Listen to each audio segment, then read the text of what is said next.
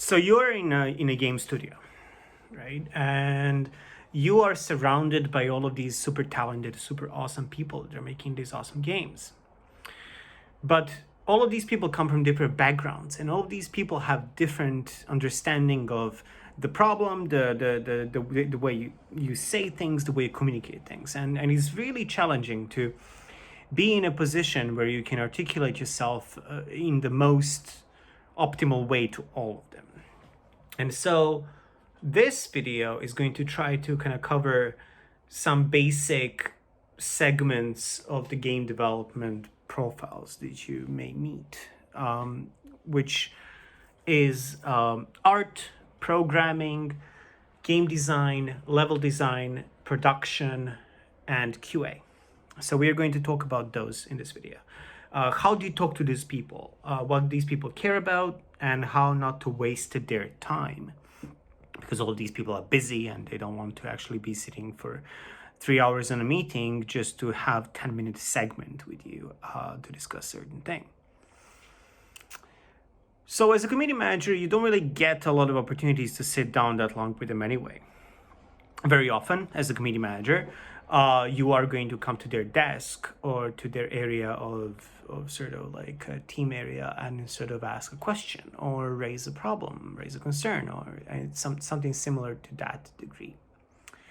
Occasionally, you would write an email, but more often than not, that will be mostly face-to-face conversation because everybody needs to kind of understand and articulate how urgent or how big of a problem something actually is, or what the feedback actually really is. So let's start with artists. Number one, artists. So basically with artists, the way you communicate is all about visuals. There's not much else. I have been in a team where a lot of visual, art team members are Chinese, and these people don't have great English spoken language most of the time. The reason is because they're focused on their actual work, on their art, and so these people are extremely visual oriented. The moment you have some sort of example to give them and to tell them this is what players think and this is how they would expect a certain thing to look or behave or whatever. I'm talking about also UI and UX as well. I'm covering that into one sort of segment, and sort of like giving them visual examples of all the things that how players think, how players want certain things to look like, and so this is not to say that you want to tell them, hey, please copy this certain thing from other game, but instead try to make sure that you give them plenty of visual examples on as to what do you think should be done, or what do players think should be done. Do this like this, right? Like it's very, very sort of like that way. And so that is something that artists generally love to do. They like to see the visual references and then their imagination take it from there and then make it unique to the game that you're working on. They're not going to rip off. They're not going to rip off the examples. They're just going to get inspired by it because good artists simply are going to get inspired by the visual elements. Number two is programmers. So programmers basically most of them care about the source of the problem. Usually when you're talking about talking to programmers about a certain thing, usually it's a bug or a certain sort of issue that is related to the game that they want to solve, right? And so like if players are reporting a bug, or if they're reporting a network issue, or they're reporting a certain misbehavior within the game, programmers want to find out what is the core of the problem. So the way you communicate with them is the faster you come to the core of the problem. Don't give them the backstory. Don't give them the emotional reasons behind the things that players are saying, but come to the point where the core of the problem is and tell them how it is. They want to hear facts and they want to start thinking about solutions right away. These people are machines. In a way, they want to process the information, come to the root cause of the problem, and then fix it at the source, and then issue a patch or update or whatever it is right away. So these people are extremely focused on the goal and the and getting the task done in the most efficient way. So most of them are like that. They don't really care about your emotions. Well, they do, but they don't care about like specifically about long stories. So that's something that you need to keep in mind. So giving them some sort of back information could be useful sometimes, sort of like what is the background of the replication methods and similar things like that. But we are going to talk about QA section of the studio, and that is where things get into play that way. Then number 3 is game design.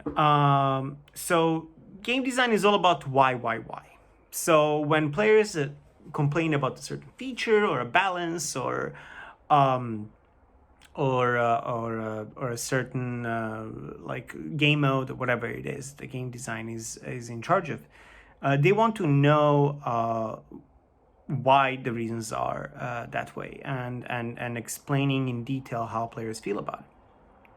The reason is because they want to find out is a certain topic of discussion actually fundamentally broken, or is it just players' perception that a certain thing is fundamentally broken, or needs fixing, or needs balance, or needs optimization, or needs tweaks in some other way, right? So they are all about why. And you being a custodian of the information that you're trying to convey to them, it's very important to kind of think about that thing in that light, right? So try to put as much perspective into their mind right away, and why a player is complaining about this, like what is the actual reason, why players think this is like this, and then they can analyze and understand and put themselves into the minds of those players and try to understand if this is a real problem or not. So that is like a very important segment. However, number 4 is actually level design, and level design is a subsegment of game design. Some people are going to argue that that's whatever, but level designers actually care about where, right? So level designers care about physical locations. These people are city builders. These people are map builders. These people want to understand, if there is a bug on a level, where is it exactly? Like, what is the actual location? Show me the video of the bug happening, right? Give me the coordinates or anything like that. They also want to know if there is a certain problem in a certain location on a map. They want to know why is the feedback on that map specifically like this, and giving another examples of the locations of the issues and similar things like that. So try your best to focus on their actual responsibility and their actual work. Again, this goes for all the roles, but for level designers especially, they want to know what kind of things people actually like about the levels, and what kind of things they don't like, so they can either optimize, tweak, or release new maps that would satisfy that kind of craving. So and players are very good at explaining certain elements about those things, because they're the biggest users of those maps. So for them, it's like you're knowing their hometown and knowing, oh, this corner is always problematic and stuff like that. And it's very important to kind of like articulate that to those level designers and those people that actually make the decisions to actually either tweak the level or maybe make a new one that's going to improve that kind of experience. So where. Number 5 is production people, producers, live producers, associate producers, senior producers, all of these people care about the how, right? So these people care about, if there is a certain task to be done, how that task is going to be done, and for how long. They want to manage the time. They want to manage the workload of their whole team. They want to make sure that their team members are not overloaded by the request that you're putting in, if you have the power to put in such a request. So for example, if there's a feature request, if there is a bug request, bug fix request, if there is a balance change or anything like that, that is going to consume somebody's time. And producer is ultimately in charge of making sure that their team members on the game are not overloaded, and that they can accomplish all of their tasks within a certain sprint. Sprint is a unit of a segment of production of the game. So usually it's either a week or two long, and basically after that they review the work and they conclude and they move on to the next sprint. So you want to make sure that the way you talk to the production people is that you consume as little time of all the development team members as possible, so they can take you seriously. So if there is a certain bug fix that you talk to the programmer about, and programmer says, oh yeah, it should take like 30 minutes to fix it, then you go to the producer and say, oh, I talked to this programmer and he said that this bug fix should take around 30 minutes. Are you okay with that? And usually that is very good conversation, because you come to the point, you explain what's the problem. If the producer needs more information, he or she can go to the programmer next and find out more. But they're just worried about not being able to accomplish everything on time and on quality. So make sure that you are explaining how things are going to be done and in what capacity. And finally, we come to number 6, which is QA. QA team is quality assurance, and these people are all about making sure that the top priority bugs and the critical bugs of the game or any sort of issues otherwise are resolved as soon as possible. So the way you talk to them is obviously replication.